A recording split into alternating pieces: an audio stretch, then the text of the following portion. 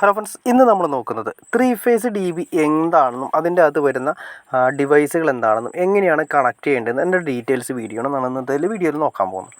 ഇത് 3 ഫേസ് DBയുടെ ഉള്ളിൽ വരുന്നതാണ്. ജസ്റ്റ് ഇത് ക്ലോസ് ചെയ്തിട്ടില്ല, നിങ്ങളെ കാണിക്കാൻ വേണ്ടിയിട്ടാണ്.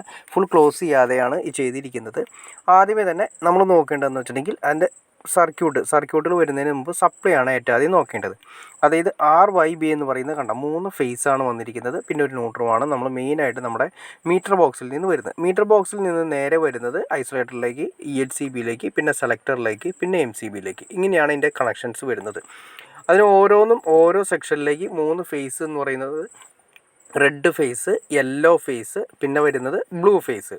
അങ്ങനെ അതാണ് 3 ഫേസ് എന്ന് പറഞ്ഞാൽ 3 ഫേസാണ് വരുന്നത്. ഒരു കാര്യം ശ്രദ്ധിക്കേണ്ട കാര്യം വെച്ചാൽ 3 ഫേസ് DBയിൽ മാനുവലായിട്ടാണ് നമ്മൾ ഫേസുകൾ സെലക്ട് ചെയ്യുന്നത്. അതായത് 3 ഫേസും നമ്മുടെ വീട്ടിലുണ്ടെങ്കിൽ മാത്രമേ മൊത്തം കറണ്ട് കാര്യങ്ങൾ നമുക്ക് കിട്ടുള്ളൂ. അപ്പോൾ ഏതെങ്കിലും ഒരു ഫേസിൽ നമ്മൾ കറണ്ട് പോയി കഴിഞ്ഞാൽ ആ സെക്ഷനിലുള്ള ഈ സെക്ഷനിൽ കണ്ട MCBകളൊന്നും തന്നെ കറണ്ട് ഉണ്ടാവില്ല. അപ്പോൾ അതിന് വേണ്ടിയിട്ട് ആ സെക്ഷനിൽ ഉണ്ടെങ്കിൽ അത്രയും ഭാഗം മാത്രം കറണ്ട് നമ്മുടെ വീട്ടിൽ ഉണ്ടാവില്ല. ആ സെക്ഷനിൽ, അതായത് മൊത്തം പോവില്ല, ആ സെക്ഷനിൽ കൊടുത്തിരിക്കുന്ന ലൈനുകളിലൊന്നും സപ്ലൈ ഉണ്ടാവില്ല.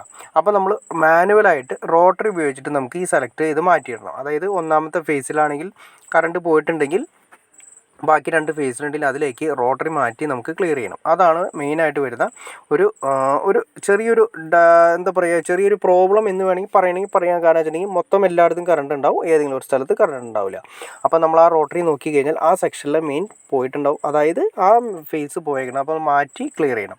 അത് മാത്രമല്ല, ഇപ്പോൾ അത് അഡ്വാൻസ് ടെക്നോളജി ആയിട്ട് വരുന്നുണ്ട്. അതായത് സെലക്ടർ ഓൾറെഡി നമുക്ക് വരുന്ന ഫേസ് അനുസരിച്ചിട്ട് കട്ടായി പോയാലും അഡ്ജസ്റ്റ് ചെയ്തിട്ട് മാനുവലി അല്ല ഓട്ടോമാറ്റിക്കായിട്ട് സെലക്ട് ചെയ്യുന്ന DBകളും മാർക്കറ്റിൽ അവൈലബിൾ ആണ്.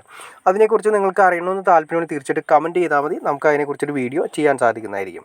അപ്പോൾ നമ്മൾ പറഞ്ഞ പോലെ 3 ഫേസ് ആദ്യം ഐസൊലേറ്ററിലേക്ക് വന്നു, ഫേസും ന്യൂട്രും വന്നു. അതിനുശേഷം നേരെ ഇതിൻ്റെ ഐസൊലേറ്ററിൻ്റെ ഔട്ട് വന്നത് നേരെ ELCBയിലേക്ക് വന്നു. ELCBയിൽ കണ്ട നിങ്ങൾ കാണുന്ന പോലെ തന്നെ ട്രിപ്പിംഗ് വോൾട്ടേജ് കാര്യങ്ങളെല്ലാം വരുന്നത്, എർത്ത് ലീക്കേജ് കാര്യങ്ങളെല്ലാം വരുന്നത് RCCBയിലാണ് വരുന്നത്. RCCBയിൽ നിന്ന് നേരെ വരുന്നത് നമ്മുടെ സെലക്ടറിലേക്കാണ്. സെലക്ടറിലേക്ക് 3 ഫേസും വരുന്നുണ്ട്. പിന്നെ ന്യൂട്രൽ വരുന്നത് ന്യൂട്രൽ ലിങ്കിലേക്ക് കണക്ട് ചെയ്തു. ഈ 3 ഫേസിലേക്കും വരുന്നത് നേരെ നമ്മൾ സെലക്ടറിലേക്ക് വന്നു. അതിൽ നിന്നും നമ്മൾ ഓരോ സെലക്ട് ചെയ്ത് എടുക്കുന്ന ഫേസുകൾ ഓരോ സെക്ഷൻ MCBകളിലേക്കാണ് പോകുന്നത്. എർത്ത് എല്ലാ സർക്യൂട്ടുകളിൽ നിന്ന് ലിങ്ക് ചെയ്ത് എർത്ത് ലിങ്ക് ചെയ്തതിന് ശേഷം നേരത്തെ പുറത്ത് നമ്മൾ കൊണ്ടുപോയി എർത്ത് ലിങ്ക് ചെയ്ത് കൊടുക്കും. ഇത്രയാണ് നമ്മുടെ മെയിനായിട്ട് വരുന്ന നമ്മുടെ 3 ഫേസ് DBയിൽ വരുന്നത്. ഇനി അതല്ലാതെ വരുന്ന ഓരോ സർക്യൂട്ടുകളുണ്ട്. ഓരോ റൂമിൻ്റെ സർക്യൂട്ടും കാര്യങ്ങളും ആംബിയർ അനുസരിച്ചിട്ട്, അതായത് ഒരു പവർ സർക്യൂട്ടിൻ്റെ 16 ആംബിയർ അല്ലെങ്കിൽ 20 ആംബിയറിൻ്റെ MCBകളാണ് നമ്മൾ സാധാരണ കൊടുക്കുന്നത്. അതിനനുസരിച്ചുള്ള MCBകളിലേക്ക് നമ്മൾ മുകളിൽ നിന്ന് MCBകളുടെ ഓരോ സെക്ഷനിലേക്ക് നമ്മൾ സർക്യൂട്ടും കൂടി കൊടുത്തു കഴിഞ്ഞാൽ ക്ലിയർ ആയി കഴിഞ്ഞു. അപ്പോൾ ഏകദേശം നിങ്ങൾക്ക് എങ്ങനെയാണ് ഒരു 3 ഫേസ് DB എന്നും എങ്ങനെയാണ് അതിൻ്റെ വർക്കിംഗ് എന്നും ഏകദേശം ഒരു ഐഡിയ കിട്ടിക്കാണെന്ന് വിചാരിക്കുന്നു. ഇനി എന്തെങ്കിലും ഡൗട്ട്സോ കാര്യങ്ങളോ ഉണ്ടെങ്കിൽ തീർച്ചയായിട്ടും കമൻറ്റ് ചെയ്യാനും മടിക്കരുത്, ഷെയർ ചെയ്യാനും മടിക്കരുത്, സബ്സ്ക്രൈബ് ചെയ്യാനും മടിക്കരുത്. ഓക്കെ ഫ്രണ്ട്സ്, അടുത്ത വീഡിയോയിൽ കാണുന്നവരെ ഓക്കെ.